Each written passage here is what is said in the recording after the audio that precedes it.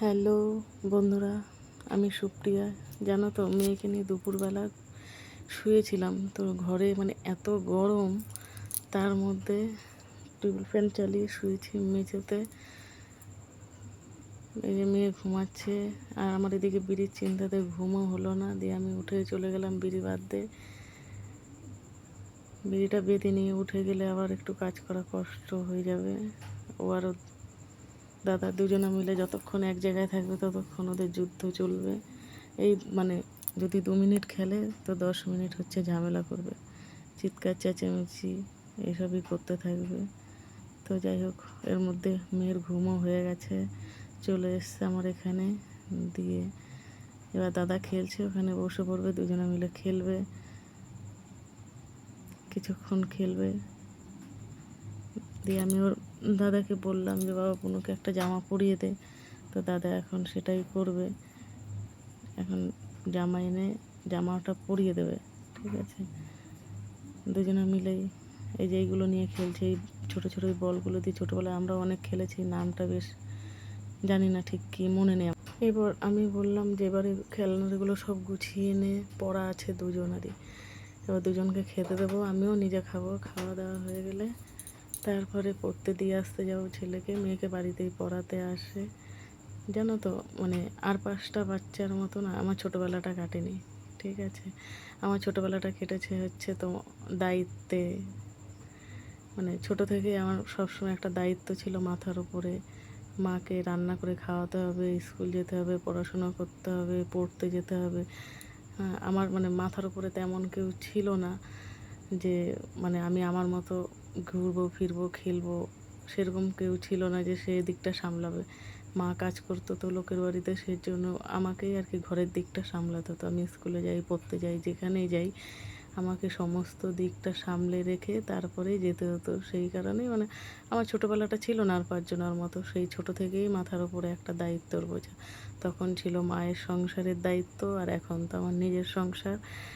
এখন তো দুটো ছেলে মেয়ে স্বামী, এদের নিয়েই চলছে দায়িত্ব পালনের কাজ।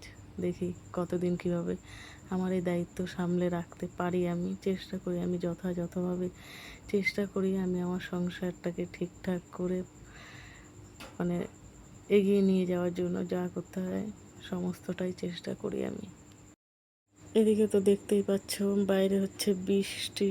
তো আমাদের খাওয়া হয়ে গেছে, তো মেয়ের এখনও খাওয়া হয়নি। তো আমি বলছিলাম মা তাড়াতাড়ি খাওয়া, দাদার পড়া আছে, আমি দিতে যাব। তো এদিকে মেয়ের খাওয়া হতে হতে এদিকে দাদাও রেডি হয়ে গেছে পড়তে যাওয়ার জন্য। আমি আবার কিছুটা তড়কা ভিজিয়ে নিলাম, রাত্রে রুটি আর তড়কা করব বলে। হ্যাঁ, ভিজিয়ে না রাখলে তো সেদ্ধ হতে চাইবে না, ওর জন্য ভিজিয়ে নিলাম। দিয়ে দাদাকে নিয়ে বেরিয়ে পড়লাম পড়তে দিতে যাওয়ার উদ্দেশ্যে। তো আমার বাড়ি থেকেও যে আমার ছেলে যেখানে পড়তে যায় সেখানে মোটামুটি মানে যেতে আসতে 35 থেকে 40 মিনিট লাগে। তো এখন যাব দুজনে মিলে হাঁটতে হাঁটতে গিয়ে তারপরে ছেলেকে দিয়ে বাড়িতে এসে বাদবাকি যা কাজ থাকবে সেগুলো সারবো। বাসনগুলো ধোয়া হয়নি, এসে বাসনগুলো ধুতে হবে, বাসন ধোবো, ঘর দোর ঝাড় দেবো, সন্ধ্যা হয়ে যাবে, সন্ধ্যা দেবো। তারপরে আবার সন্ধ্যের পরে ছুটি হবে, তখন আবার ছেলেকে আনতে যেতে হবে। জানো তো, আমার ছেলেটা একা যেতে পারে, পারে না যে সেটা বলবো না, কিন্তু ওনার রাস্তা দিয়ে মানে ঠিকভাবে হাঁটতে পারে না। হয় মাঝখান দিয়ে হাঁটবে, না হলে দেখবো একদম সাইড দিয়ে হাঁটছে, মানে কোন দিকে তাকিয়ে হাঁটবে তার কোনো ঠিক নেই। দিয়ে মানে ছেড়ে দেখেছি যেতে পারে, কিন্তু এইসব সমস্যাগুলো হয় বলে হয়তো রাস্তায় মানে চেনাশোনা কেউ যদি দেখে, সে হয়তো পরে আমার সাথে দেখা হলে সে বলে, কিরে তোর ছেলেকে দেখলাম যে এরকমভাবে যাচ্ছে, এরকমভাবে ছাড়বি না, এরকমভাবে পাঠাবি না একা একা। তো ওর জন্য কী করি যে যতদিন পারি দেখি আমি নিজে গিয়েই দিয়ে আসবো। আমি নিজেই যতদিন পারি আগলে রাখবো। ঠিক আছে, আমি নিজেই দিয়ে আসি, নিজেই নিয়ে আসি। মেয়েটার বাড়িতে পড়াতে আসে বলে অত একটা মানে অসুবিধা হয় না। তো এই যে চলে এসছে পড়ার এখানে, এখনই ঢুকবে। আমি এখানে দাঁড়িয়েছিলাম, দিয়ে বলছে মা আসো। দিয়ে আবার একটুখানি এগিয়ে আস্তে আস্তে হেঁটে যাচ্ছে। আমি বলছি যা, তুই এবার তো যেতে পারবি এইটুকু। দিয়ে ও আবার ওইখান দিয়ে ওই তো যাচ্ছে, দেখো বৃষ্টির মধ্যে। তবে এখন যদিও বৃষ্টিটা নেই, বৃষ্টিটা কমে গেছে। বৃষ্টি হচ্ছিলো আমি যখন বাড়িতে ছিলাম, তো তখন বৃষ্টিটা হচ্ছিল।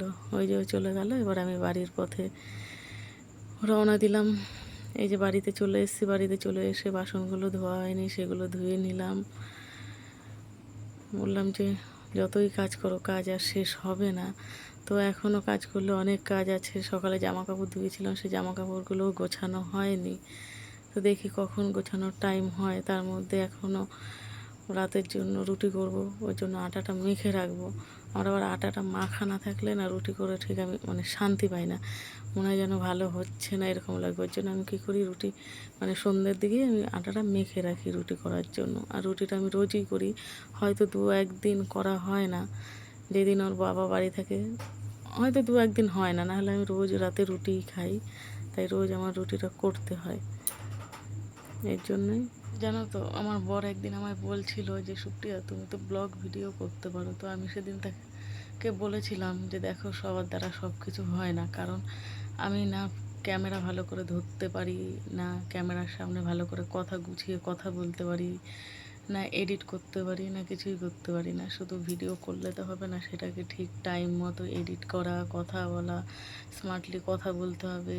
হ্যাঁ, ক্যামেরাটা ঠিকঠাকভাবে ধরতে হবে, তবে না একটা ভিডিও ঠিকঠাক হয়। দিয়ে আমার বলেছিল যে তুমি যেমন পারবে তেমনই করবে, তুমি যেমন তুমি তেমনই দেখাবে, তুমি যেমন সাধারণ তুমি তেমনই থাকবে, তোমার তো দরকার নেই অত রং চঙে কিছু করার, তুমি যেমন তুমি তেমন। তখন তার কথাকে না অত একটা গুরুত্ব দিইনি, কিন্তু হঠাৎ এই কদিন ধরে না আমার মনে হচ্ছে যে ঠিক আছে, দেখি না এবার চেষ্টা করে আমি পারি কি না। হ্যাঁ, জানি সবার দ্বারা সব কিছু হয় না, সেটা আমি জানি এবং আমি সেটা মানি, কিন্তু চেষ্টা করতে তো ক্ষতি নেই, চেষ্টা করেই দেখি যে আমার দ্বারা কিছু হয় কি না হয়। হ্যাঁ, অবশ্যই তোমরা যদি চাও তাহলে কিছু হবে, আর তোমরা যদি না চাও তাহলে কিছু হবে না। এবার সেটা এখন সম্পূর্ণটাই তোমাদের ওপরে। মানে তাই মনের মধ্যে অনেকটা সাহস আর শেখার ইচ্ছে নিয়ে শুরু করলাম ভিডিও করা। ঠিক আছে, যদি কোনো ভুল কিছু করি বা কিছু তোমাদের যদি কোথাও মনে হয় যে না এই জায়গাটা হয়তো এরকম হলে ভালো হতো বা কিছু, সেটা তোমরা অবশ্যই আমায় জানিও। আমি সেই জায়গাটা মানে ভুল শুধরে নেওয়ার চেষ্টা করব।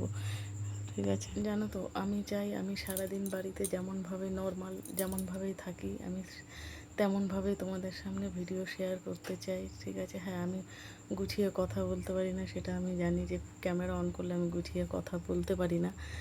মানে এরকমভাবে কখনো ক্যামেরার সামনে দাঁড়িয়ে কখনো কথা বলিনি, তো ওর জন্য আমার কথাগুলো কেমন জড়িয়ে যায়।